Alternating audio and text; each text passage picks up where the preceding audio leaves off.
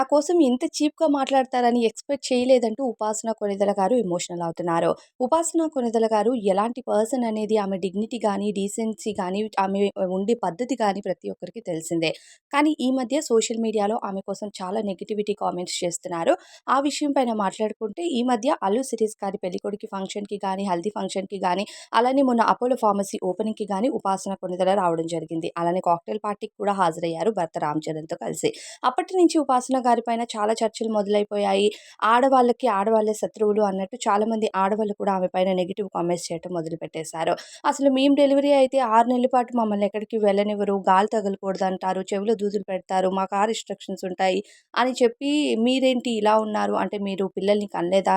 మీరు వేరే వాళ్ళ ఏమంటారు ఐవీఎఫ్ ద్వారా కన్నారా? లేకపోతే ఇంకా అద్దె గర్భమా? ఇలా పిచ్చి పిచ్చి కామెంట్స్ అన్ని చేస్తూ ఉపాసన గారిని ట్రోల్ చేయటం మొదలుపెట్టేశారు. అంటే ఉపాసన గారు ఈ రీసెంట్‌గా ట్విన్ బేబీస్‌కి జన్మనిచ్చారు. అది అందరికీ తెలిసిందే. సో, ఆ ట్విన్ బేబీస్‌ని ఈమె కాకుండా వేరే వాళ్ళతో కనిపించి ఈమెకన్నట్టుగా జస్ట్ షో ఆఫ్ చేశారు అంతే అన్నట్టుగా ఇప్పుడు ప్రెజెంట్ ఉపాసన గారి పైనైతే నెగెటివ్ కామెంట్స్ చేస్తున్నారు.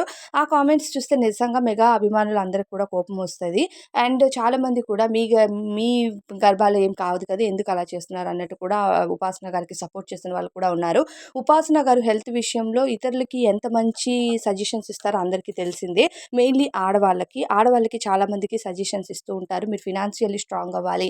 మీరు ఇండిపెండెంట్‌గా ఉండడం నేర్చుకోవాలి. హెల్త్‌ని కేర్‌గా చూసుకోవాలి. హస్బెండ్, పిల్లల కోసమే కాకుండా మీ సెల్ఫ్ హెల్త్‌ని కూడా చాలా జాగ్రత్తగా చూసుకోవాలి. మీరు బావుంటేనే మీ ఫ్యామిలీ బావుంటుంది అని చెప్తూ ఉంటారు ఉపాసన గారు. అలా హెల్త్ కోసం అందరికీ సజెషన్స్ ఇస్తూ అందరూ బావుండాలని కోరుకునే ఆమెకి ఇలాంటి నెగెటివ్ కామెంట్స్ నిజంగానే అసలు ఊహించని కామెంట్స్ అనమాట. చాలా చెత్తగా పెడుతున్నారు.